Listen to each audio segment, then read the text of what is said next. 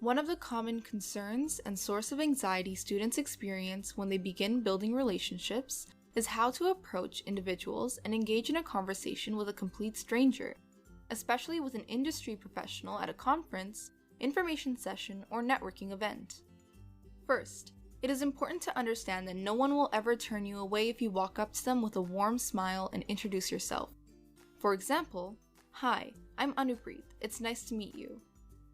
In reality, others will appreciate that someone else started the conversation. Beside that classic introduction, here are 2 openers you'll want to consider for your next event. 1. What brought you here today?